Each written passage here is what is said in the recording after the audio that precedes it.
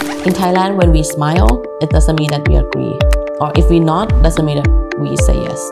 In Thailand, we have the word know who better than know how. She asked me, do you even know how to write your Chinese name? Mom, I came this far. How can I not know how to write my name? One of my clients asked us to find 100 workers within 3 days without any planning. Since the MBA, I put a lot of pressure into myself until last year that something happened to me. Just be a little kind to yourself. Yeah. That's excellent advice.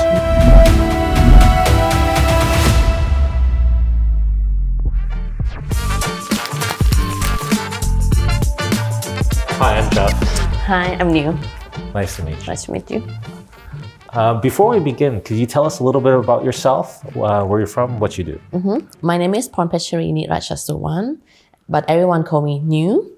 I'm based in Thailand, and currently what I do is that I help a lot of Chinese enterprises that are entering into Thailand, helping them from 0 to 1.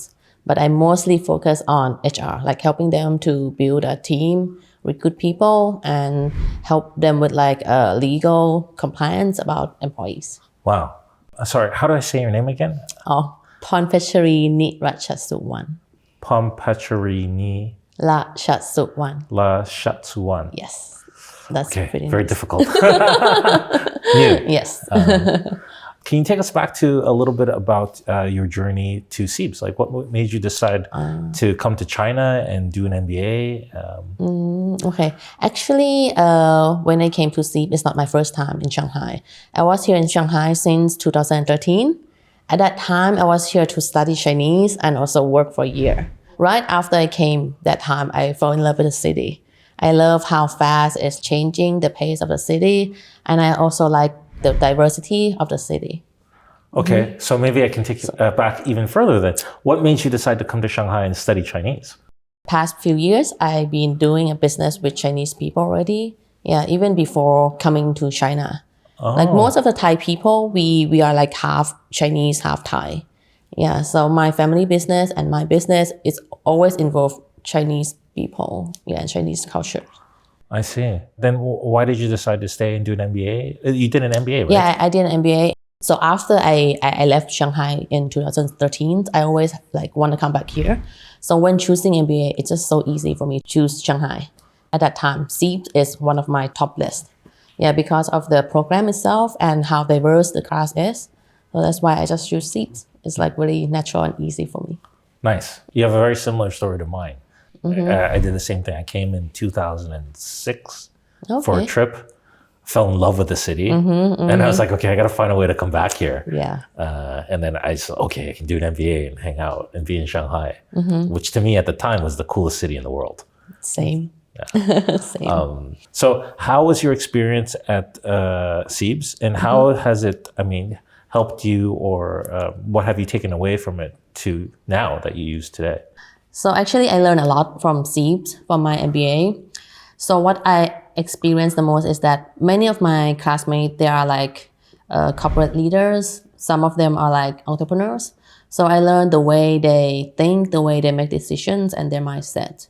Before CEIBS, I'm entrepreneurs, and most of the business, I'm the sole owner. So many times when I make a decision, it's through my instincts only. After CEIBS, I learned how to use the data, how to do more research, how to analyze more. So I think it's helped me in making my decision in business. And then can you tell us a little bit about your career after your MBA and how you ended up doing your business now?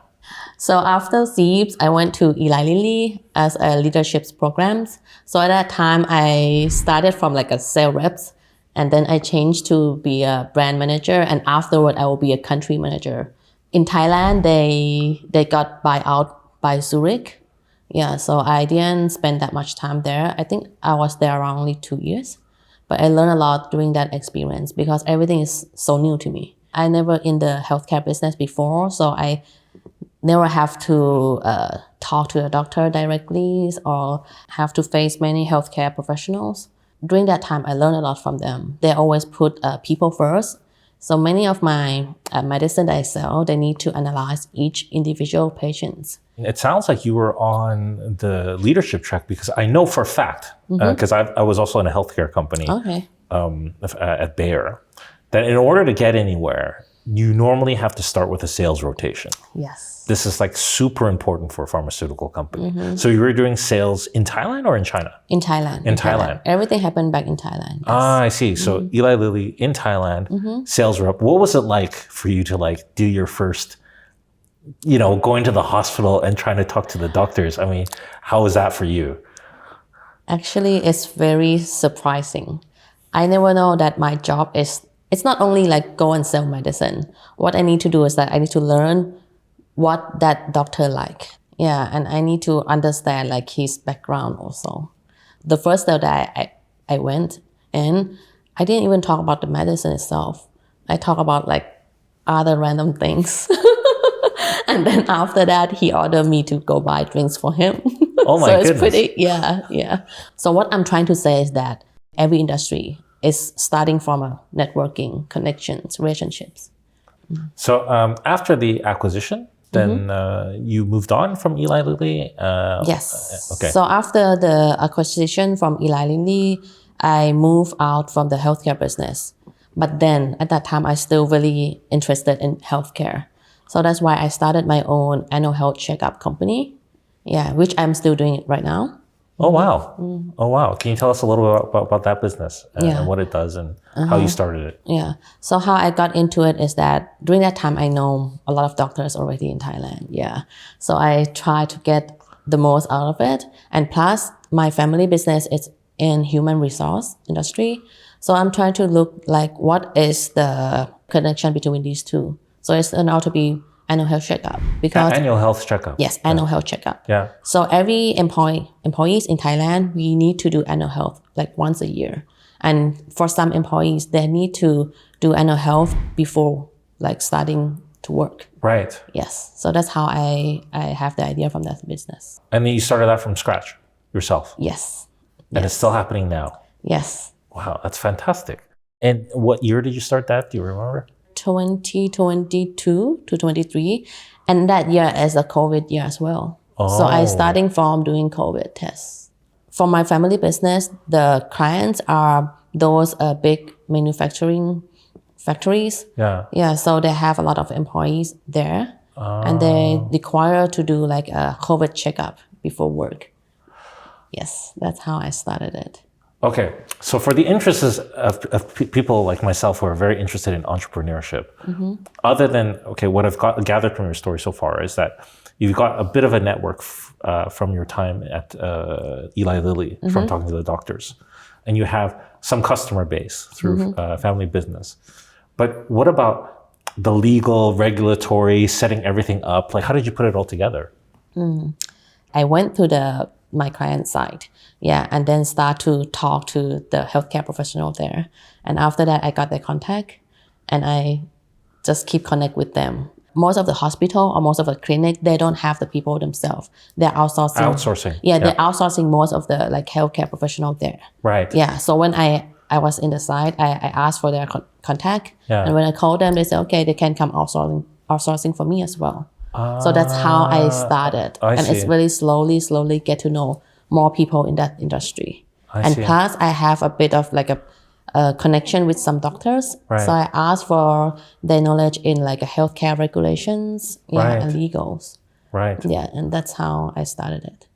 Wow. And it's still going till today. It's still going on. But you don't need to manage it day to day anymore, right? Or do you still? It's not managing day-to-day work, but it's like right now I have one X-ray car.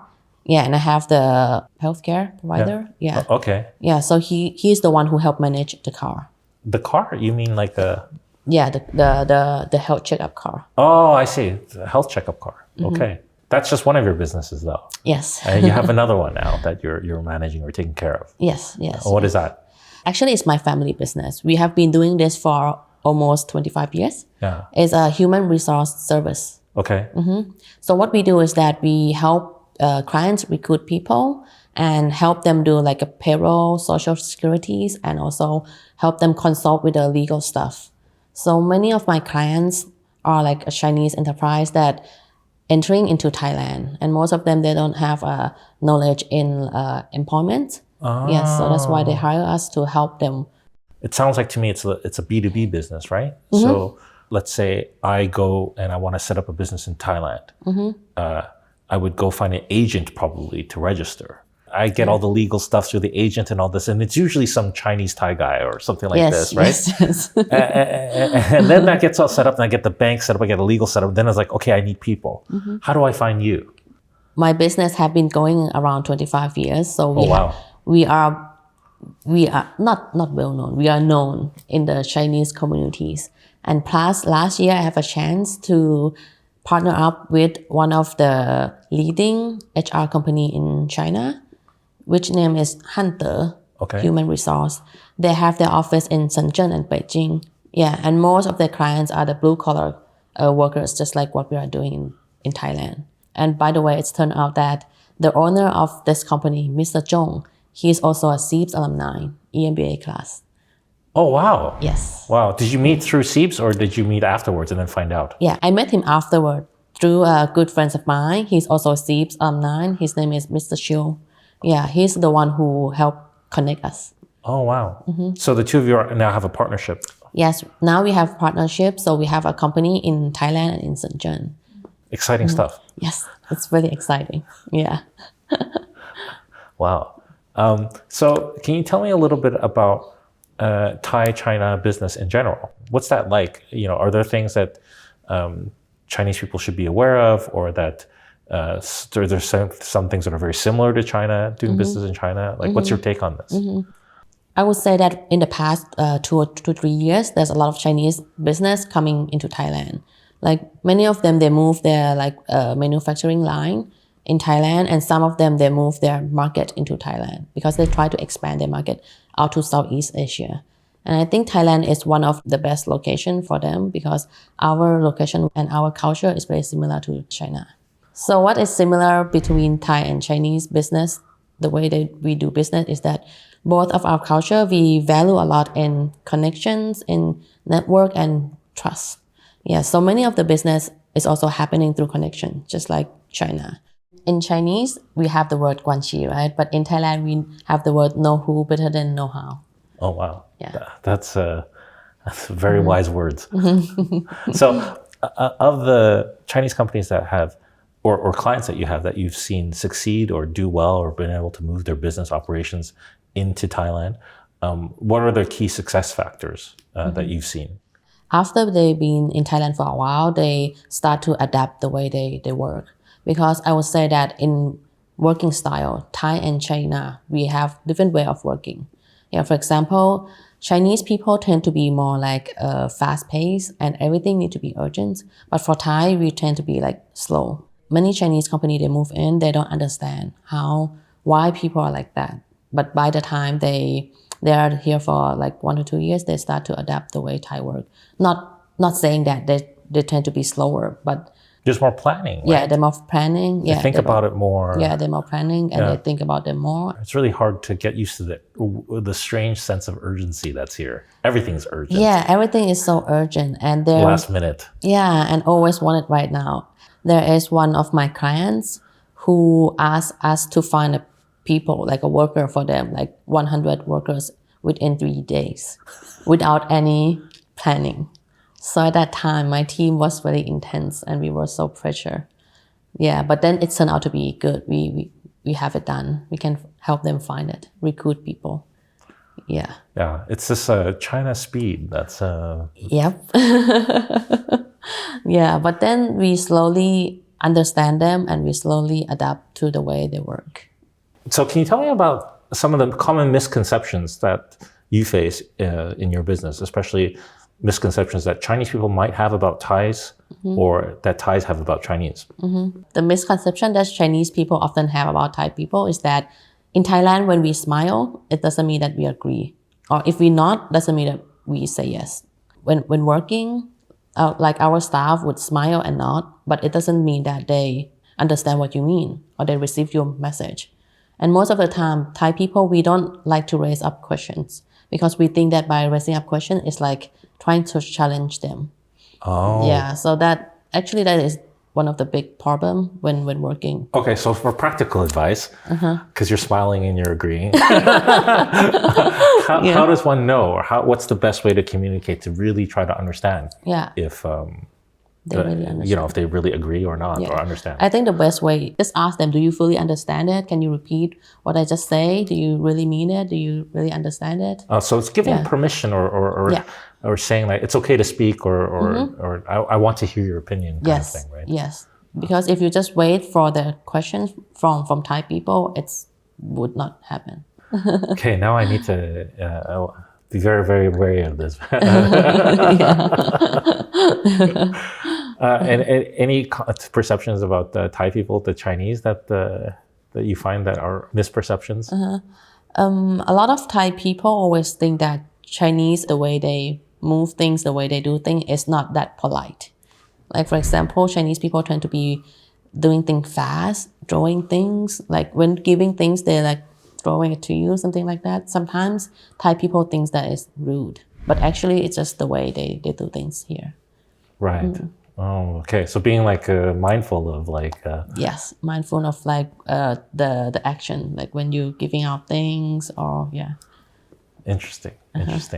What is it like for you? I mean, you've got several businesses to manage, and you've also got a family business. So I imagine if it's a family business, then that means more than yourself is involved. Who else is involved in your family business? So for my family business right now, I would say it's only me that's involved in. So when I got back to the family business, there is very little left. Like there's really weak system and not many staff there. And my mom, she's already retired. Yes, so it's like I'm starting everything myself once again. I wouldn't say it's, What was the motivation to like do such an undertaking and start the family business again? So my motivation mostly comes from my children. So after become a mom, I changed the way I think. So before that, I always think about myself. I never think about my family. I want my own independence. I want to do the thing that I like. I want to achieve by myself. Yeah, but right after I become a mom, I start to care about my family more. I want to build a better like lifestyle for my kids. Yes, that's what motivates me to go back to the family business. So your mom used to do the family business and now she's retired. And then does she get involved today, like these days still? Actually, she is more of like an advisor for us. If I face any difficulties, I would go ask for her advice. Yeah, but she didn't help much anymore. Okay. Mostly she's like playing golf every day. Do you play golf with her? Yes, I play golf with her too. Okay. Coming from an Asian family background, which I'm, clearly, there's always this moment that we all, as kids of Asian parents, try to strive for. And did you have this moment where your mom saw what you did with the business that was pretty much finished, like you said, understaffed? You came and you said you were going to do it again. And she's probably like, okay, you can go do it. And then to see where you've gone to now, you say you have a partnership in China and all this. You have more staff now, I'm assuming. Yes. Is there a moment that she acknowledged that, oh, you're doing a good job? Did you have that feeling? What was that like? Actually, as a Asian parents, they don't acknowledge us that much, right? They don't do that. So what I received the most, I would say last week, that we have a grand opening office in Shenzhen. At that time, I can tell from her face that she is very proud of me. And even like there's a signing board that we have to write our name in it, right? So when I line up to write my name in it, she asked me, do you even know how to write your Chinese name? She asked me that. And I say, Mom, I came this far. How can I not know how to write my name? A very Asian parent. Very Asian, Very Chinese parent way. It's like, do you know how to write your Chinese name? I was like, what? You're at a signing ceremony in China. Yes. Right? But she was present. She was there. Yeah, she was there. And I can tell from her face that she is very proud and she is very happy. Wow. So what are your plans for the future then?